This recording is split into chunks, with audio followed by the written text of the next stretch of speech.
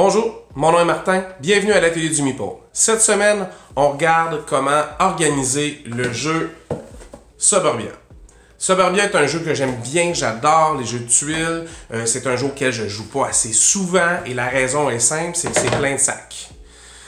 C'est plein de sacs, il y a les sacs pour les tuiles A, les tuiles B, j'ai aussi une extension, là, le Suburbia Inc. Fait que là, ça fait plus de tuiles. Puis là, il y a en tout cas, il y a bien du stock. Il faut mettre ça dans plein de sacs. Il faut démêler ça, remêler ça. À chaque fois, je suis un peu tanné. Alors, pour pouvoir le sortir plus souvent, aujourd'hui, j'ai essayé de concevoir un insert qui allait me faciliter la tâche. Alors, je vous montre ça. C'est vraiment quelque chose de simple, mais c'est quelque chose que j'y pense depuis longtemps. Ça fait longtemps que je dis comment je ferais cet insert-là pour qu'il soit le plus facile à utiliser possible. Alors, j'ai fait un petit plan. Je vais essayer de m'y conformer. On verra. Hein, des fois, on change les trucs en y allant. Mais on regarde ça ensemble, comment je suis parvenu à, mettons, tout placer puis à me laisser du jeu aussi, parce qu'il y a d'autres extensions à ce jeu-là. Je n'ai juste une, celle que Tom Vassell de The Dice Tower trouvait essentielle. Puis effectivement, ça amène beaucoup plus de variabilité dans le jeu. C'est très intéressant, ça s'incorpore facilement. Alors, on regarde ça ensemble, puis je vous montre ce que j'ai fait.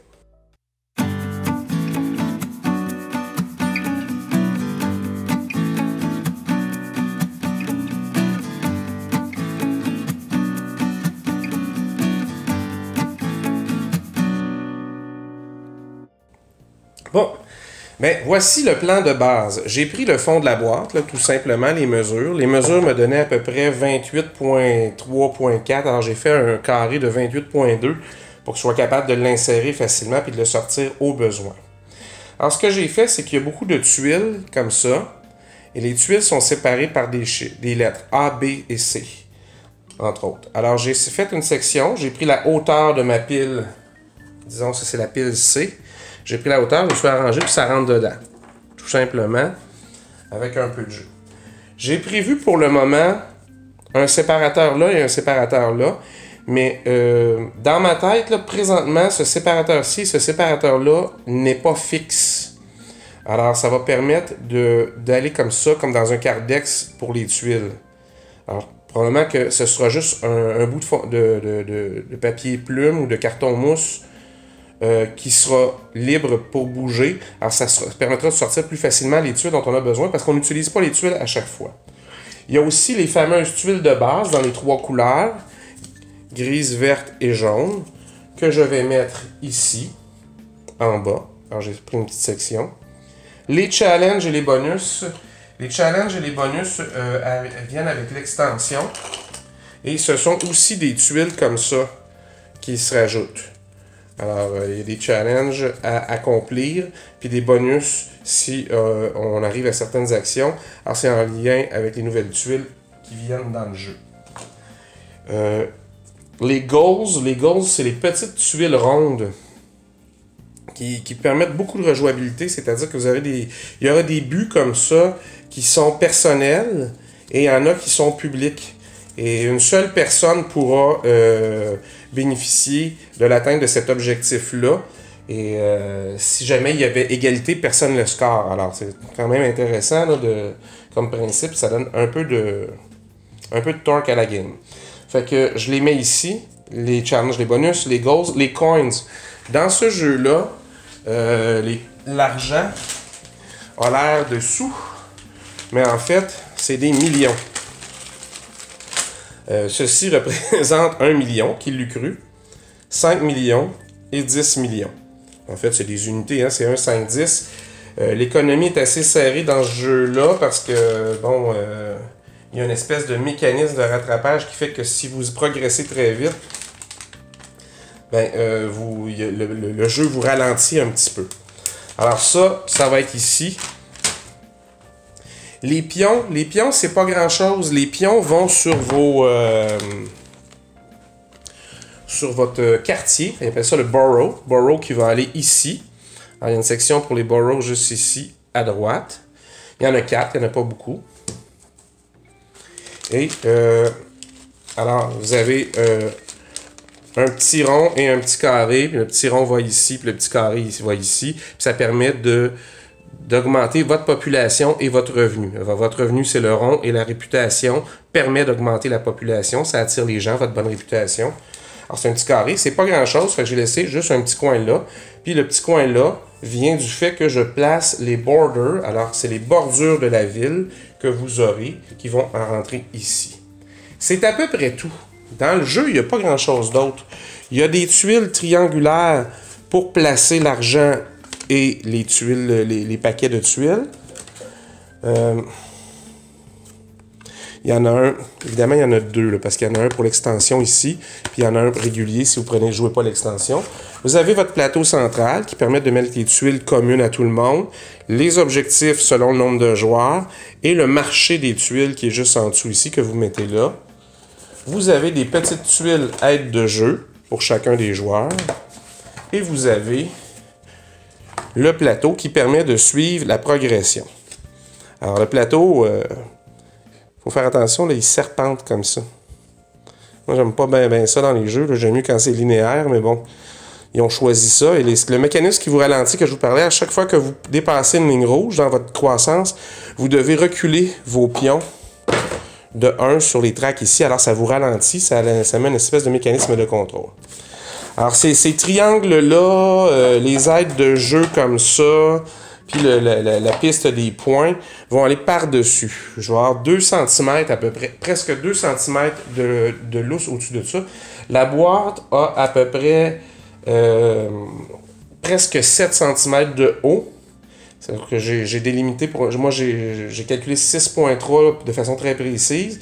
Mon fond a 0.5 cm et les murs de ce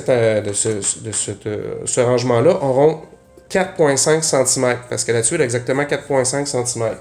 Alors, ça va permettre, entre autres, de placer les tuiles ici, puis ils vont être juste à ras, et je pourrais déposer les autres affaires par-dessus pour que le plateau de jeu. Si jamais il y a trop de lousse, je mettrai tout simplement un papier plume, un carton mousse par-dessus du même format pour stabiliser les choses.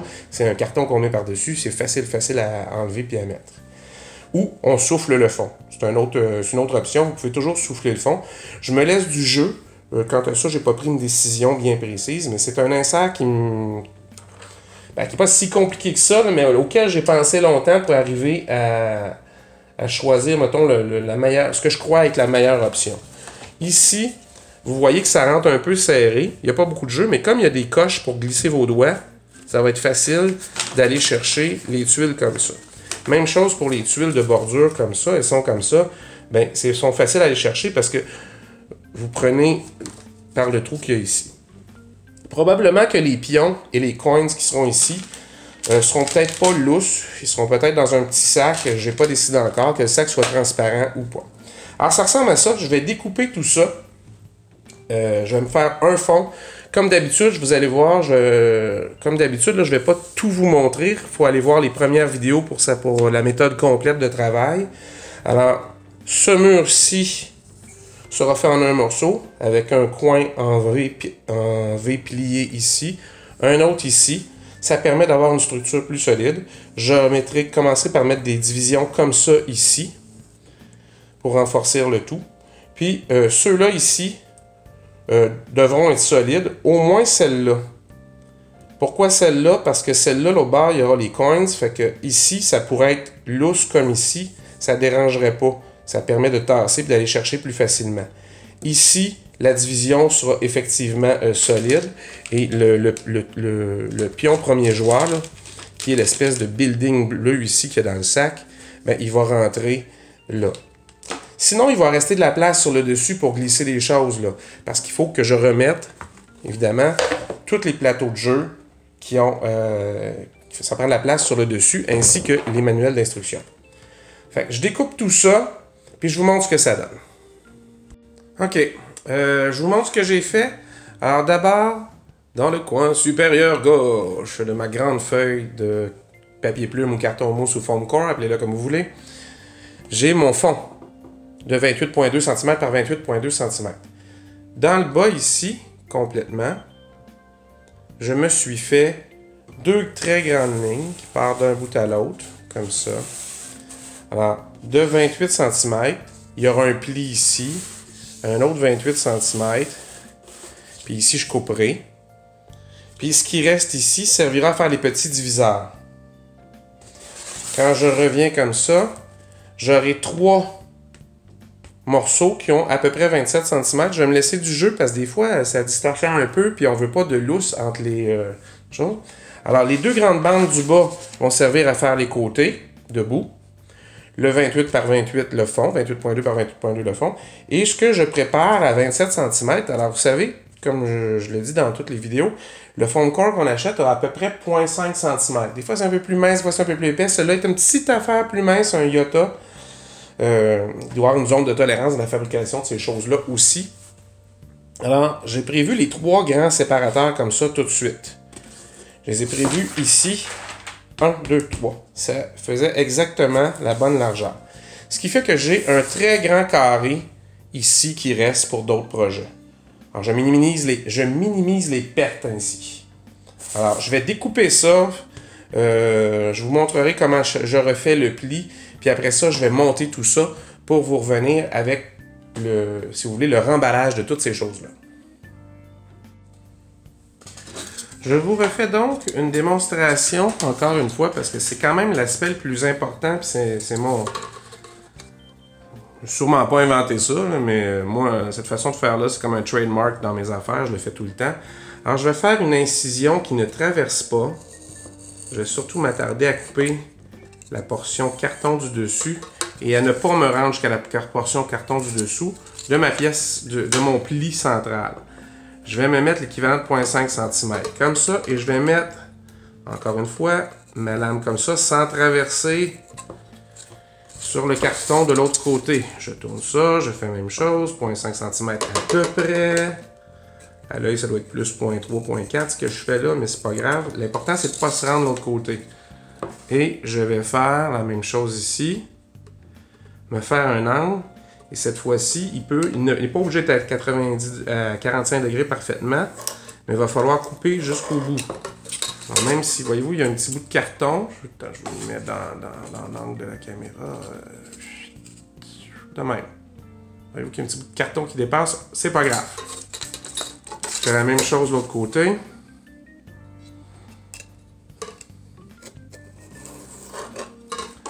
C'est du carton mousse. Quand vous allez le plier et mettre de la colle et une épingle pour que ça tienne, il n'y a pas de problème. Alors, je vais prendre la pointe et lentement venir soulever pour enlever. Vous savez, je suis toujours un peu dans mon...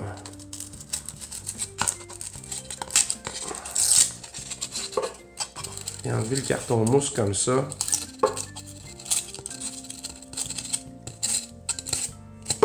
Ça me permettra de faire un pli exactement à ma mesure, un pli parfait.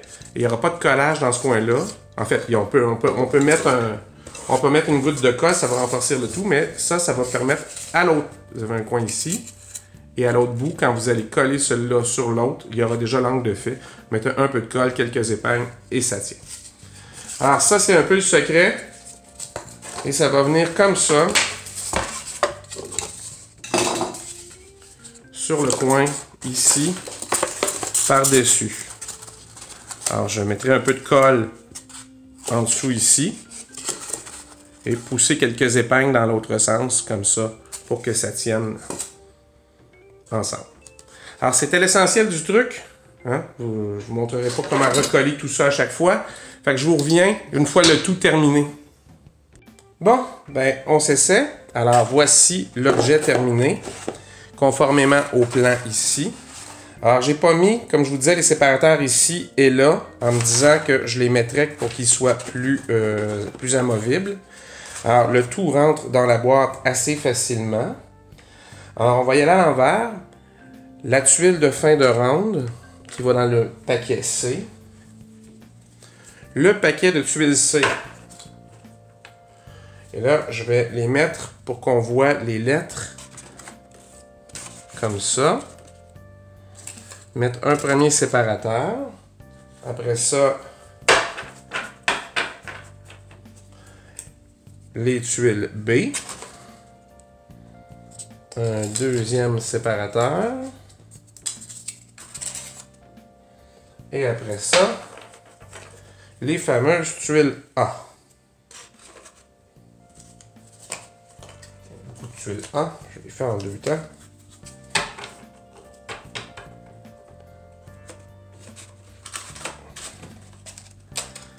Alors, ça fonctionne très bien.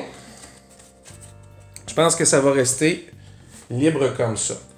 Alors, j'avais dit les tuiles de base dans la première section ici.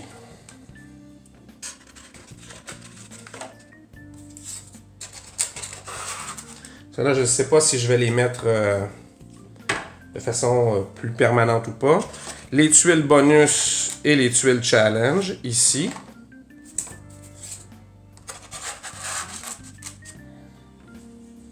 Les tuiles qu'on appelle goal, là, les buts, juste là. Je pourrais l'amincir ici sans problème pour faire comme ici, je pense que ça va bien tenir. Alors évidemment, les grandes tuiles qui servent de bordure. Les 4 tuiles qui servent de plateau. Alors, il me reste très peu de choses à mettre dedans ici. Il me reste ici toutes les petites pièces, tous les petits jetons individuels qu'on pourrait mettre. Alors, j'ai ici des sacs, je vais vous montrer ça, où il n'y a pas de trou. Votre meilleur ami, c'est les poinçons à l'ancienne. Alors, j'ai trouvé ça dans les affaires. Ça permet d'évacuer l'air des sacs pour qu'ils prennent moins de place. Et ça rentre facilement ici. L'argent, il y en a un peu plus. J'ai pas décidé si j'allais la mettre dans un sac ou si j'allais tout simplement la rentrer toute là. C'est pas très grave. J'ai fait le même trou ici avec mon poinçon. Donc, l'air sort. Je peux le mettre facilement ici. J'aurai de la place si j'achète l'autre extension pour ajouter d'autres tuiles. Je pense que ça va être aussi simple que ça. Alors, je vais chercher le reste des plateaux que j'ai mis dans le couvercle. Je me suis fait tout de suite un plateau pour mettre par-dessus. Ce plateau-là va venir serrer tout ça en place. Alors, je peux mettre comme ça la tuile pour les points. En coin, venir mettre les 3 tuiles ici pour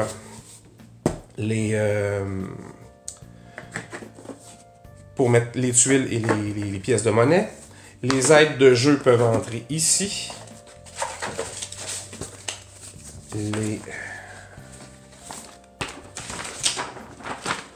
Tous les livres. Voilà. C'est aussi simple que ça. Tout est rentré dedans. Tout est classé. Plus de sacs pratiquement à ouvrir. Tout ça. Alors, j'ai pas tout de suite mis les... j'ai pas tout de suite placé ceci libre dans le fond. Pourquoi? Parce que je me rends compte que des fois, quand c'est des petites pièces et qu'elles sont qu'il faut aller les chercher dans le fond, c'est pas aussi facile que des tuiles. C'est une technique qui se raffine, mon affaire, au fil des mois. Alors, je verrai. Là, peut-être que je mettrai un petit sac plus cute. Même chose pour j'ai des sacs que j'avais achetés au Dollarama que je pourrais mettre ici, c'est des pièces de monnaie en métal, mais je pourrais les mettre dedans. Ça ferait pareil. Alors, voilà, c'est aussi simple que ça. Un rangement facile pour vos jeux avec des tuiles. Vous allez carrément arrêter de vous casser la tête. Les tuiles A, B, C sont déjà toutes classées pour la prochaine game. C'est même pas obligé de coller ça. Ça facilite la prise des tuiles pour aller les chercher. En fait, ça vaut la peine des fois de moins compliquer le design.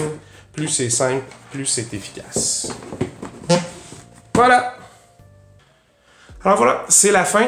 Alors c'est assez simple, c'est un design épuré. Il y a il n'y a pas beaucoup de matériel autre les tuiles dans ce jeu-là. Alors il n'y a pas 56 affaires à ranger un peu partout. Ça facilite la tâche effectivement. Mais entre un rangement comme ça où c'est facile de mettre les trucs dans la boîte, puis un rangement où on défait les sacs, on refait les sacs, moi je préfère ça. Et de loin. J'ai des amis qui font mettre tout ça dans les sacs puis on s'en parle plus. Moi, ça m'énerve. Alors, j'ai vraiment opté pour quelque chose d'un peu plus rangé, un peu plus classé. Je vais avoir le goût de En fait, je suis en train de relire les règles pour le rejouer cette semaine, si possible. Ça sera un plus. Je voulais vous dire aussi, Suburbia, c'est un jeu qui date un peu. Il y a une nouvelle version qui était sur Kickstarter l'année dernière, je pense, qui est rentrée ce printemps. La boîte est immense. Vous avez des distributeurs de tuiles, des rangements. Vous avez des plateaux de joueurs dans, je pense, 15-20 couleurs. Ça sert à rien. Ça sert à rien. Le jeu se joue de 1 à 4 personnes. Pas besoin d'avoir autant. Il y a beaucoup de cartons dans ce boîte-là que vous ne vous servirez pas. Mais le distributeur de tuiles, les rangements sont parfaits, ça fit dans la boîte, le kit, mais elle est 3 fois grosse comme celle-là. Là, j'ai même de la place pour acheter l'extension 5 étoiles si je veux. Alors, je suis pas rendu là. Je joue pas assez souvent à Suburbia pour dire que ça me prend toutes les extensions. Il est bien fun de même déjà, mais il y aurait de la place. Puis si vraiment j'en faisais des parties à toutes les semaines avec des amis, peut-être que j'opterais pour la grosse version de luxe de celui-ci. Mais je n'ai pas senti ce besoin-là. J'ai même acheté usagé, celui-là. Alors, c'est un ami qui l'avait, qui me l'a vendu parce qu'il ne jouait jamais avec. Alors, avant que ça m'arrive de jamais jouer avec, je me suis dit, un bon rangement, c'est utile. Alors, j'espère que ça vous a été utile. Ça sert, ce type de rangement-là, pour n'importe quel autre jeu avec des tuiles. Vous avez pas besoin, ça marche si les tuiles sont carrées, ça marche si vous avez vu, les jetons, les jetons bonus, gold, pardon, alors les buts, sont ronds et ça fonctionne tout aussi bien que les hexagones, il n'y a pas de problème. Alors, facile à utiliser, facile à ranger. J'espère que vous avez aimé la vidéo. N'oubliez pas, vous pouvez toujours vous abonner à la chaîne. Vous avez juste à cocher la petite cloche pour avoir les notifications aussitôt qu'il y en a une nouvelle qui sort. Et je vous invite à vous abonner et à laisser des messages. Ça me fait plaisir, je réponds rapidement à tous les messages que vous envoyez. C'est le fun de voir des fois les idées que vous avez pour améliorer encore ce que j'ai fait. C'est très, très, très stimulant tout ça. Alors à la prochaine, amusez-vous!